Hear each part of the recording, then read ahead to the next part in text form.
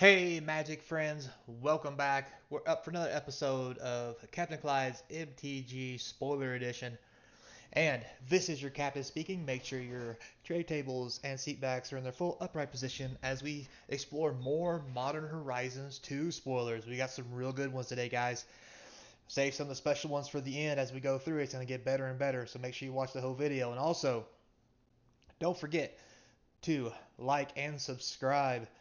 Put something down in the comment section. Feed that algorithm for YouTube so more people can see the channel and help support it. I really do appreciate it. And as always, let's have fun and let's get started and see what we got going on in Modern Horizons today. So, I started with all the foreign cards first. That way we can get that out of the way.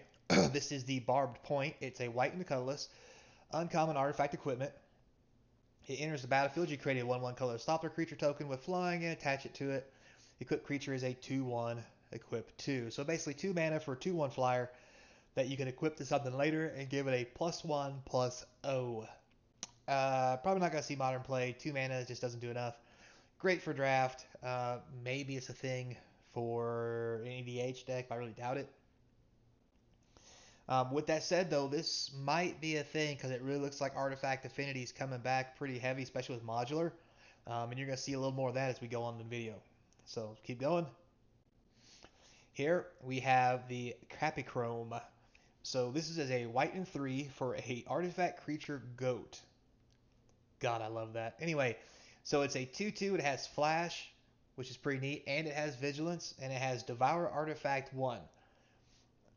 So first off, Devour Artifact means that when this comes into play, you can sacrifice another artifact to give this creature a +1/+1 counter for every artifact that you sacrifice. So this could be rather large if you have a whole bunch of those artifact land in play, or Arkbound Ravager, so forth and so on. Now, with that said, I still don't think this is going to see modern play, even though it would be good in a Ravager deck, only because it's 4 mana, it really costs too much, it doesn't have modular itself, and there's just better creatures to do this with. And even at 4 mana, there's still ways that you can kill this before it gets too far out of hand, and it's still fatal pushable. So, moving on, we have Energy Depot. So I'm really excited about this one, guys. This is another artifact land. Enters the battlefield tap, and it adds colorless to your pool. But you can tap it to add 1 mana of any color, only to cast artifacts or activated abilities of artifacts. That's really sweet. Plus, the land has modular 1. So if you sacrifice this land to something, not only does, like for an Arkbound Ravager, for example, not only does it get a +1/+1 for you eating the artifact, it gets a +1/+1 from the modular. Or you could put it somewhere else if you really felt like it. And with this not being legendary or anything, you could play 4 of them. I think it will slow the deck down a little bit, but I do think this is a deck that's going to make Affinity a thing, just because a land that you can eat that's also modular, also for all those other pumping effects and Affinity style effects. This just seems really good at uncommon, and any EDH player is going to love to have one of these in their deck, so this foil is probably worth a little bit. Moving on, we have the Search the Premises. So this is a 1 white and 3 colorless enchantment. It says whenever a creature attacks you or planeswalker control, you get to investigate. So this is pretty cool. Not going to see modern play. Costs way too much. The investigate tokens are great, but once again, not really going to do anything. However, this is going to be a commander all-star. This is just like Ristic Study. This is just like Tithing, whatever it is that you get to draw a card or whatever it is. They don't pay colorless, or you get an artifact or whatever. This is the next one of those, and as a one of in all these decks, this is going to be a thing. This is going to be another $20, $30 rare, easy, thanks to Commander. And its foil is going to be bomb. So if you happen to get one of these guys, hang on to it for a little bit. The price is going to go up. If it's not $20 when it first comes out, this is going to go up in price. Moving on, we have Sithis, the Hand of the Harvest. So it's a green-white legendary enchantment creature. It's a nymph. Love those. Anyway, whenever you cast an enchantment spell, gain 1 life and draw a card. Now, this is great. This is really pushing those enchantment decks. Now, because it's legendary, you only get one in play, so you can't make any busted combos or loops. But even though you can only have one of these in play, I still think there's a way that you can bust this creature and break some decks and have some silliness go on. Just saying. The only other thing I have to say about that is let's pray to God Earthcraft never gets reprinted in any way, shape, or form. I know it's on the reserve list. But if they make anything even remotely close to Earthcraft in Modern, this is going to get way out of hand. So, moving on. Could be good for EDH, by the way. Here we have the Riptide Laboratory. It's a basic land that just produces a colorless. Now, for a blue and 1, you can tap it and return target wizard you control to owner's hand. This is not going to be a big thing in Modern in any way, shape, or form. At least not my personal opinion. You might see one of these get played in some of the Jeskai or control decks, maybe to bounce Snappy. If he's a wizard, is Snappy a wizard or a mage? I can't remember. Oh well.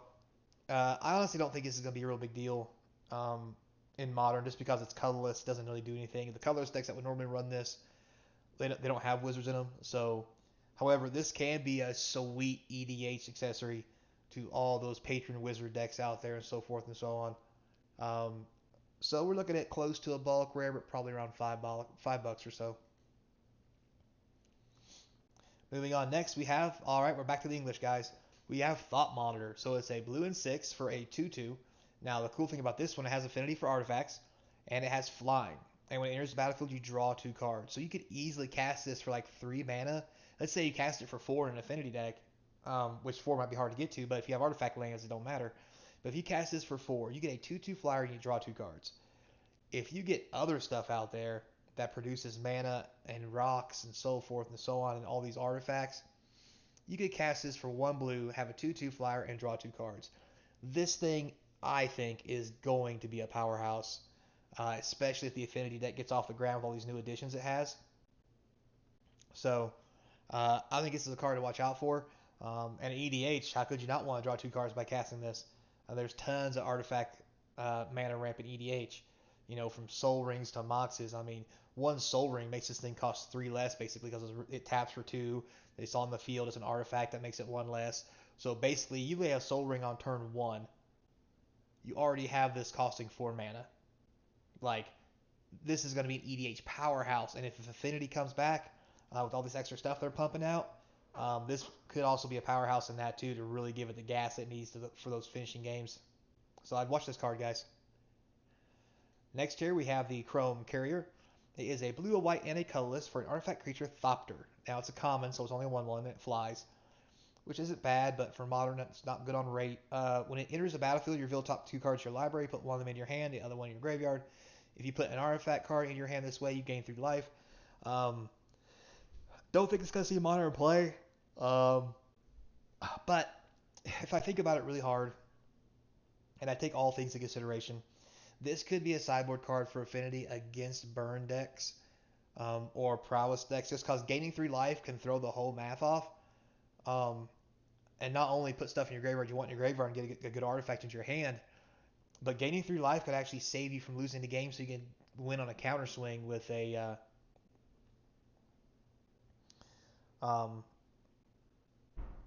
not the batter skull. I'm having a brain fart. You know what I'm talking about, the one that gets +1/+1 for all artifacts. Anyway, I think this could be easily a sideboard card, because not only does it give you 3 life when it comes into play and buys you 3 extra damage, it blocks for free. I mean, and then that can save you tons of damage depending on what's going on. So I do think this could be a sideboard card. You may see a little bit of play on this. And in EDH, it could be good too. Now, boys and girls, have we got a fun one here. This is flavor all the way around. So we have the Chitter Spitter. So obviously this is for a squirrel deck, if you can't tell by the picture. It's a green and 2 colorless artifact. At the beginning of your upkeep, you may sacrifice a token. If you do, put an acorn counter on the Chitter Spitter. Squirrels you control get +1/+1 for each acorn counter on Chitter Spitter. And for 1 green, you can tap it and create a 1/1 green squirrel creature token.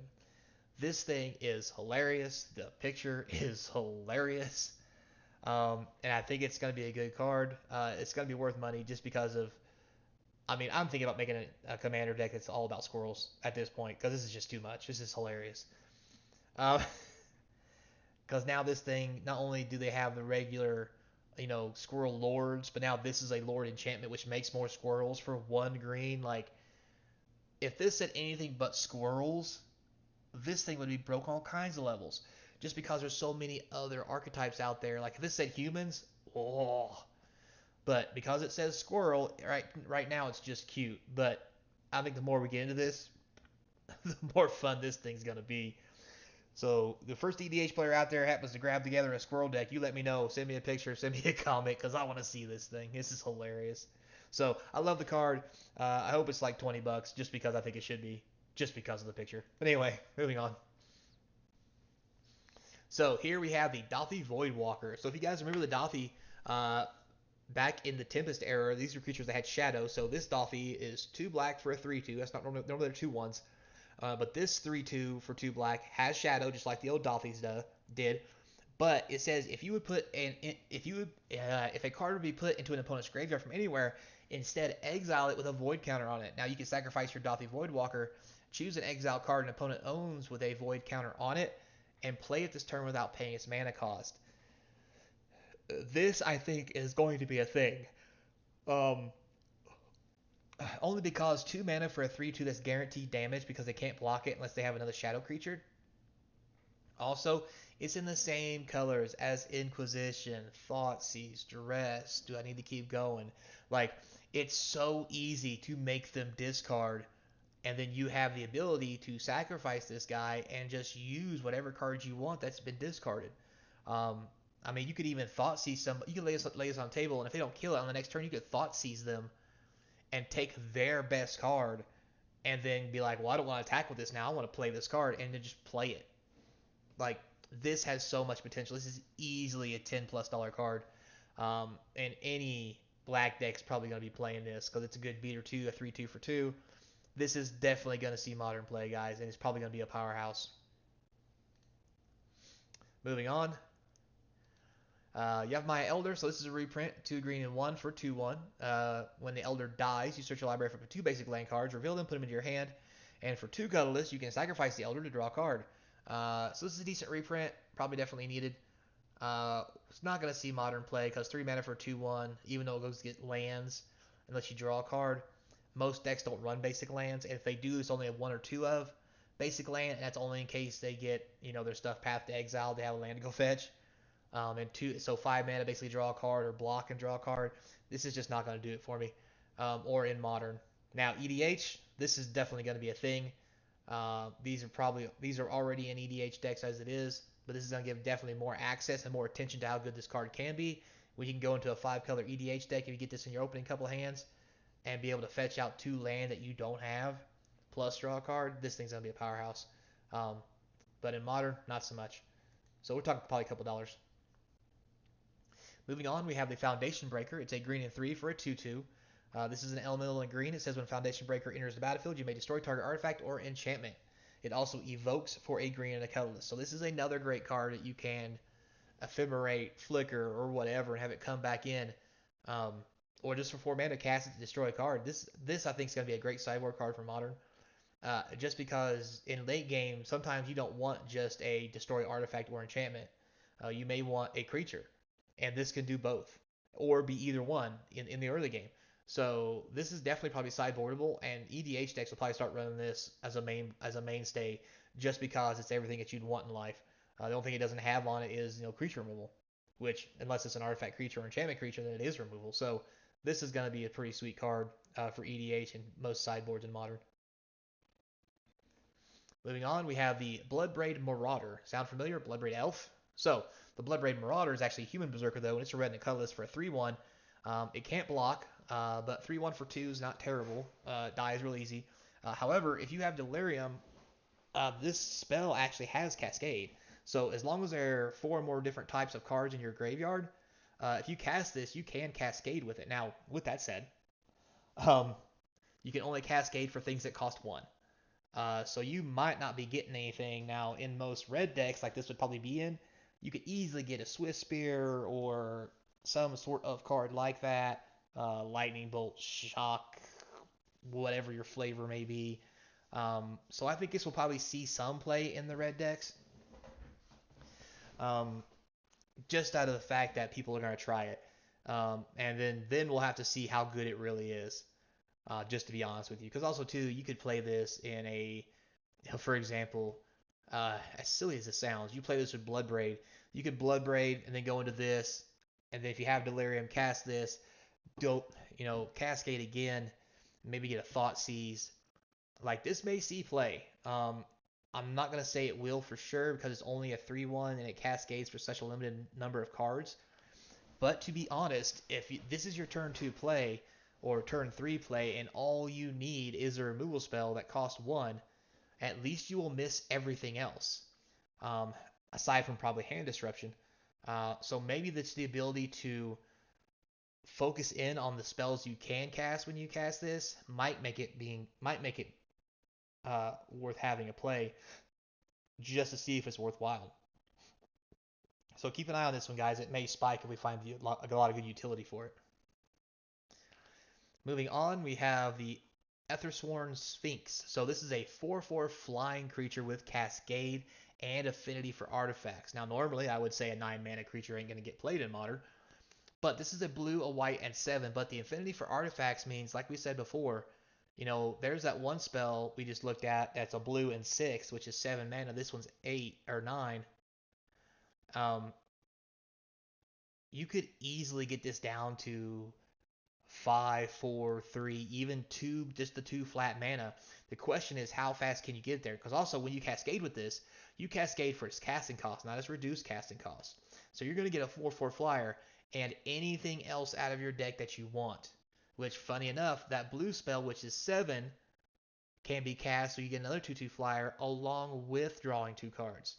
So maybe there's a little bit of a combo here as a blue-white affinity deck that may make this a powerhouse worth playing, even though this is only an uncommon. So moving on, next we have the Radiant Epicure. So we have a black and 4 for 5/5, so it's right on cost. It's got convergence. When it enters the battlefield, each opponent loses X life. You gain X life, where X is the number of colors spent on this spell when you cast it. This is not seeing modern play. 5 mana for a 5/5 that does a quick drain is not going to be the way to win the game. With that said, this is going to be in every commander deck. I mean, could you guys imagine this big 4-player commander deck? You're like, hey, I cast this for 5 mana. I use one of every color. You all lose 5 life. I gain 15. Because notice it says each opponent. So as an uncommon, this is going to see some serious play probably. And it makes me laugh to think about it. The foil of this is probably worth some serious money for all those commanders out there like to bling out their deck. So this is going to be a fun one, guys. I like it. Moving on, we have the Specimen Collector. So it's a blue and 4 for a 2/1. When it enters the battlefield, you get a 1/1 and a 1/1 green squirrel and an 0/3 crab.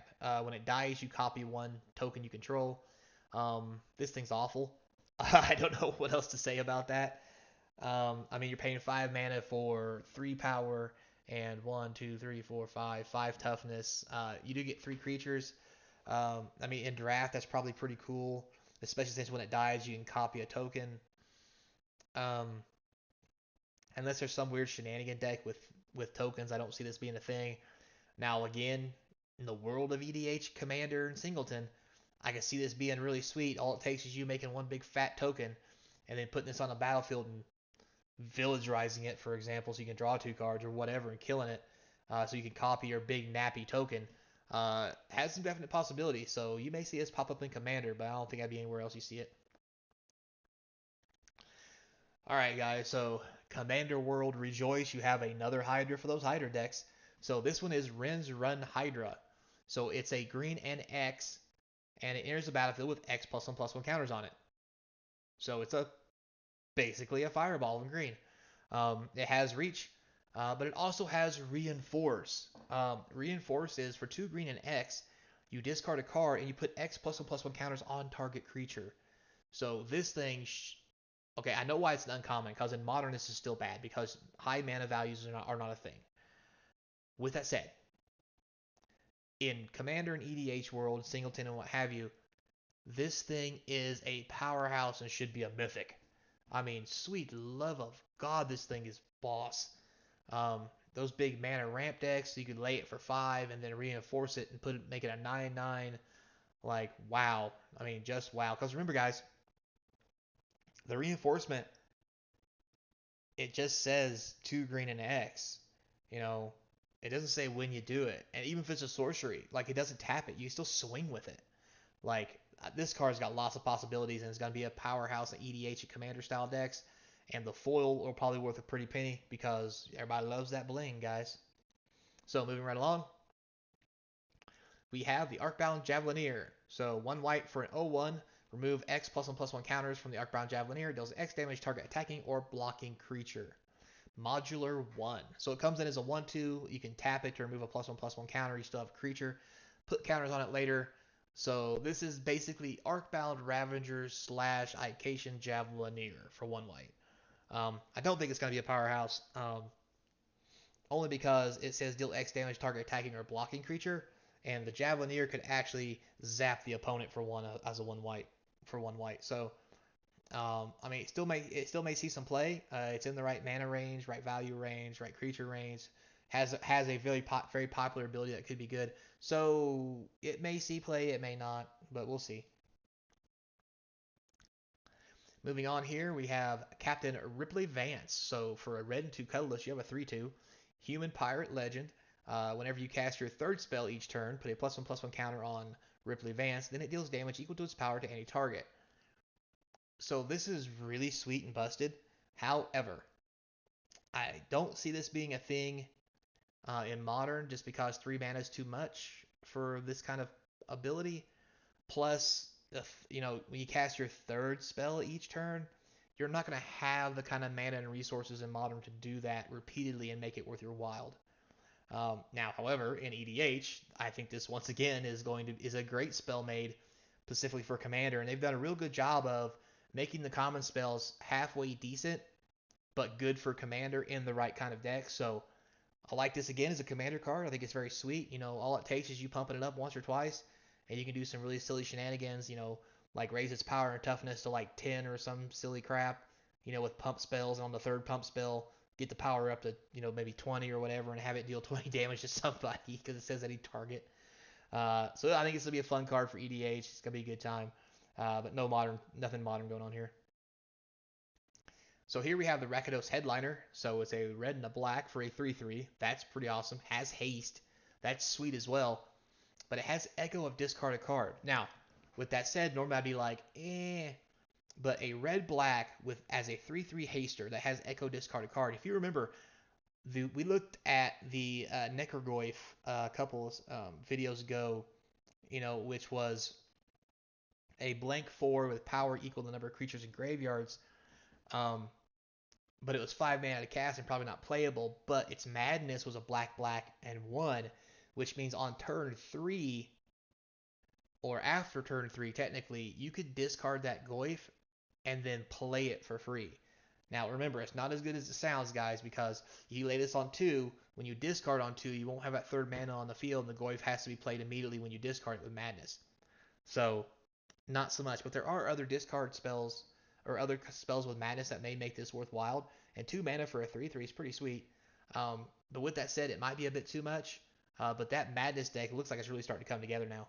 So we may see this in Modern. Moving on, Slag Strider, 2 red and 5, affinity for artifacts for a 3/3 that you can sacrifice an artifact to have it deal 1 damage to any target. I don't think this is a thing. If you're sacrificing artifacts, the last thing you want to do is sacrifice them for 1 damage. You want to sacrifice them for modular, so forth and so on. So, yeah, I just don't see this being a thing. Because once you eat your whole battlefield, all they do is they kill a Slag Strider or stop whatever you're doing, and then you lose. And now you have nothing left to put back on the field. So, yeah, I just don't see it being a good thing. Moving on. Alright, so here's an interesting one. We have Hunting Pack. It's 2 green and 5. You create a 4/4 green beast creature token. So, not on rate, but it does have Storm. Once again, I don't think this is good enough for Modern at 7 mana. Now, with that said, this guy's possibility of being good in EDH, you catch your opponents off guard, You know, when someone's trying to cast a board wipe or something, and there's big counterspell battle ensues, and all kinds of tricks, and you could be like, all right, so the turn's gonna end now, guys. You'd be like, oh, by the way, I wasn't in that whole combat, but you all cast about 10 spells, so let me cast this as an instant and make 10 4/4 green beast tokens with Storm. Um, so I can see this being an EDH fun of. Otherwise, you know, a quick one of that would be hilarious in the right situation. But I don't see anything great from this other than that. Moving on. All right, guys, now we're into something. So you've seen the Mox version of this talisman. Now we have the Soul talisman, which is the Soul Ring version of it. It has suspend 3 for 1 colorless. Tap, add 2. So basically, it's a Soul Ring with suspend 3. This is going to be worth money. Even suspend 3, it makes it awesome to come into play on turn 3. There's no casting cost, so like with all the Cascade stuff they're putting out now, you can easily cascade this and cast it for free and have a Soul Ring on the battlefield, plus mana rocks, guys. This is easily going to be $5, $10, maybe $20 or more rare, just because it's the Soul Ring you can cast for free, probably. So there's that. So I think it's going to be, I mean, it might be big in Modern. It's hard to say. Definitely going to be huge in EDH and Commander. Everybody and their brother's going to want one of these. Easily $20, $30 card. Moving on. Prismatic Vista. That's right, guys. We got a reprint. This is the old border. It looks pretty. Prismatic Vista from the first Modern Horizons is getting reprinted. You pay a life, you sacrifice it, and go get a basic land. Just what more can you say? It's a great fetch. It's going to be 20, 30, 40 bucks still. Moving on.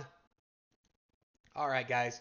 So here's the card that I wanted to talk about the most. Inevitable Betrayal. This thing is amazing. So I talked earlier about control magic in your opponent's deck. So for 2 blue and 1, you can suspend 3. So once you do that, which means you put it outside the game, put 3 counters on it, every upkeep counter comes off. When it hits to 0, it casts for free, and it says search target opponent's library for a creature card, put that card onto the battlefield under your control, then shuffle that player's library. So this is basically control magic for a creature, or threads for a creature, you know, that you get to actually go through their entire deck and pick a card. Like any creature. You could literally be like, oh, you're playing Goryo's Vengeance and Grizzlebrand? Here, let me Inevitable Betrayal you, get your Grizzlebrand, and now I'm going to punch you in the face and kill you and draw a bunch of cards. Like, also, too, you've seen a card earlier, the red and 1 with Delirium. If it has Delirium, it has Cascade. Notice there's no casting cost here, just like with the Soul Mox or the Soul Talisman. You can cascade into this stuff and cast it for free. So you literally could do this on turn 2, 3, and immediately go through their deck, look at their whole deck, have perfect information of what they're playing in game 1. And then take the best thing they have, no matter how much it costs, and just slap it on the side of the field for you. So I think this is going to be a real big thing. If not 1 or 2 main board, maybe decks rotating around these as a 4 of. And with the other decks starting with some of these, with the other group of 4 being in the sideboard to bring in against creature decks when necessary. It's just going to make big creature decks really hard to play. Because, like, you know, the Karn decks are bad. Tron is bad right now.